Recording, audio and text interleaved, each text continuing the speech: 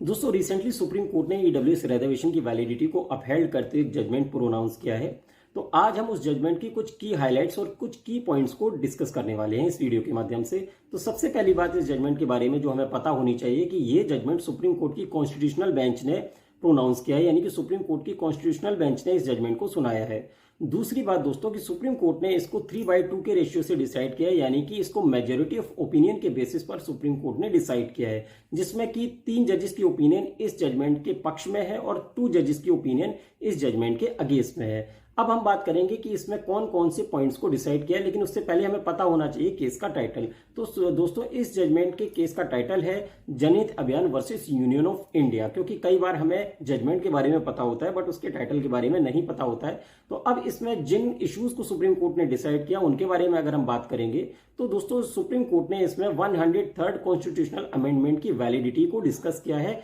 और इसी को डिसाइड किया गया है। अब हम बात करते हैं कि इसमें कौन कौन से जजेस की ओपिनियन असेंटिंग है, यानी कि इस जजमेंट के पक्ष में है, और कौन कौन से जजेस की ओपिनियन इस जजमेंट के अगेंस्ट में है। तो अगर हम असेंटिंग ओपिनियन की बात करें तो जो दोस्तों जस्टिस दिनेश माहेश्वरी, जस्टिस बेला त्रिवेदी और जस्टिस जेबी पादरीवाला, इन 3 जजेस ने अपना असेंटिंग ओपिनियन दिया है, यानी कि इस जजमेंट के पक्ष में ओपिनियन दिया है और 103rd कॉन्स्टिट्यूशनल अमेंडमेंट की वैलिडिटी को अपहेल्ड किया है। दोस्तों इन तीनों ही जजेस ने कहा अपनी ओपिनियन में कि ये amendment basic structure of constitution को वायलेट नहीं करता है, यानी कि जो बेसिक स्ट्रक्चर ऑफ कॉन्स्टिट्यूशन की थ्योरी के बारे में Kesavananda Bharati versus state of Kerala में सुप्रीम कोर्ट ने बताया है, तो उस थ्योरी के अगेंस्ट में ये जजमेंट नहीं जाता है। और उसके आगे इन तीनों ही जजेस ने बताया कि अगर किसी को भी इकोनॉमिक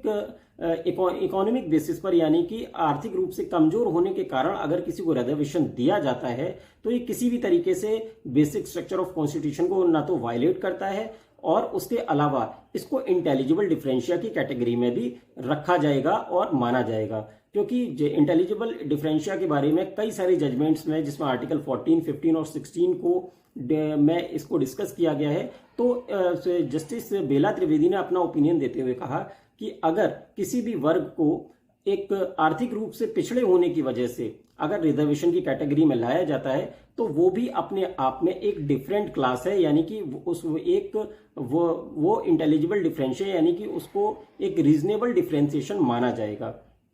क्योंकि और आगे इसके उन्होंने ओपिनियन देते हुए ये भी कहा कि अगर इक्वल्स को अनइक्वली ट्रीट करना गलत है तो उसी तरीके से अनइक्वल्स को, यानी कि गैर बराबरी के लोगों को इक्वली ट्रीट करना भी उतना ही गलत। अब हम बात करते हैं दोस्तों about the dissent opinion in this judgment, यानी कि जो इस जजमेंट के विपक्ष में जिन जजेस की ओपिनियन है उनके बारे में। तो जस्टिस यूयू ललित जो करंट में सीजेआई है हमारे देश के, और जस्टिस एस रविंद्र भट्ट ने इस जजमेंट के अगेंस्ट में अपना ओपिनियन दिया है। हालांकि दोनों ही जजेस ने ये माना कि आर्थिक आधार पर आरक्षण दिया जाना किसी भी तरीके से बेसिक स्ट्रक्चर ऑफ कॉन्स्टिट्यूशन को वायलेट नहीं करता है, लेकिन आर्थिक आधार पर अंडर आर्टिकल 15 एजुकेशन में तो रिजर्वेशन दिया जा सकता है, लेकिन अंडर आर्टिकल 16 जॉब्स में रिजर्वेशन दिया जाना सही नहीं है। उसके अलावा इन दोनों ही जजेस का ओपिनियन ये भी था कि SC, ST, OBC के जो गरीब तबके के लोग हैं उनको EWS में, यानी इकोनॉमिक बैकवर्ड क्लास में शामिल ना किया जाना एक तरीके का डिस्क्रिमिनेशन, यानी कि